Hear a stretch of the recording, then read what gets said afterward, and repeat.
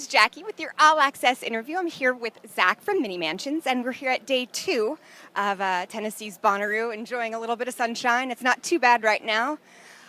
How are you enjoying Bonnaroo?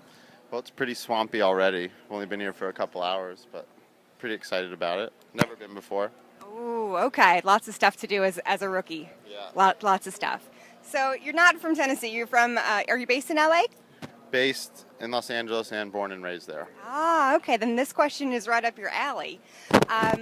Radio is important here at Bonnaroo as well as just everywhere. What are some stations in LA that you always find yourself tuning to?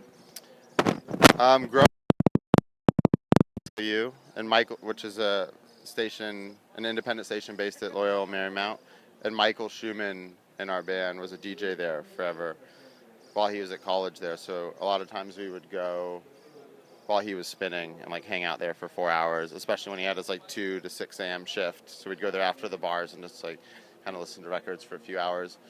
And then there's your KCRW, which is, is all right. And then a couple years ago, KCSN started, which has kind of like been my go-to lately, which is an independent station based at Cal State Northridge. Up there. Why do you think that not just kids, people in general turn to music when things are tough? I think there's something cerebral and spiritual about music that no one has completely been able to like concretely pinpoint. So I think because of that, it does have like an otherworldly quality to it, and it's a way to people to connect to one another that don't know each other, and it's a way to communicate with other people, Ah, I like that. So tell me about your latest release, The Great Pretenders. A record that came out on T-Bone Burnett's Electromagnetic imprint with Capitol, and we're very proud of it. It was a long time in the making, and it was a really long recording process that mainly took place at Vox Studios in Los Angeles, which is a great old place next to Lucy's El Adobe.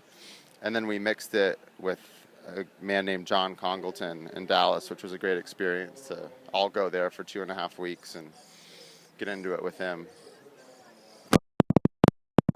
What's your sound? One song. No. The first song we all love a lot and have been closing with called Freak Out, and that's the first song on the record. And I think that's pretty encapsulating from like a lot of like, at least like the sonic palette that kind of like sets up for the rest of the record. Your sound has evolved since your 2009 self-titled EP.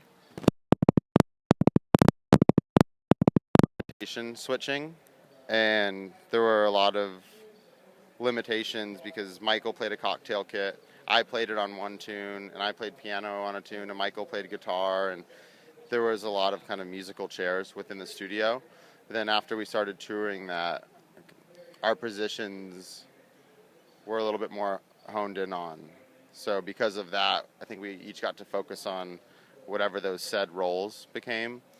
And now I primarily play bass, and Tyler primarily plays keyboard, and Michael primarily plays drums and guitar.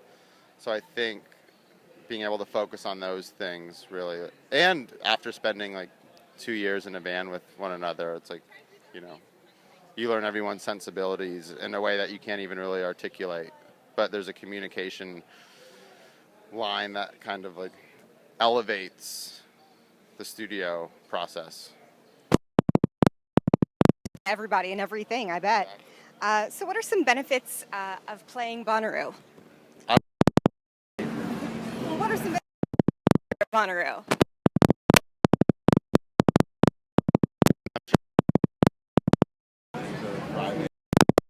Companies are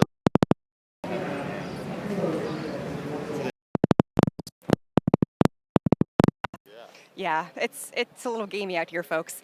Are there any sets that you are hoping to catch? Well, I wanted to see my friends Dawes, but they're playing at 5:30. My last name is also Dawes, so this hat, is like pretty great for that reason. I'd like to see Alabama Shakes. I like their new record a lot, and I'd love to see Earth, Wind, and Fire. And we've been on tour with Royal Blood, and it's always fun watching them. Joel, and Yeah, I wish it's we were sticking around for Billy Joel. He's the coolest. fingers crossed for an interview with Billy Joel. Yeah, I'm gonna work on that. Gonna work on that. Part of going to festivals, at least as an attendee, usually is getting some good merch. What is some merch that you guys have that either sets you apart or kind of that's pretty unique? The most unique thing that we've made as a band is definitely a bottle of wine with our record's called The Great Pretenders, and we made wine labels with the record cover called The Grape Pretenders. And it's a great Sauvignon Blanc from Grassini Family Vineyards, which is located in Santa Barbara County in the Santa Ynez area. And we did 150 bottles.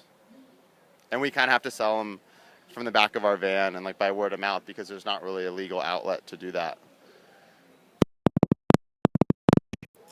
And I Great Pretenders. So that are pretty good. Good idea too. So what's up next for you guys after Bonnaroo?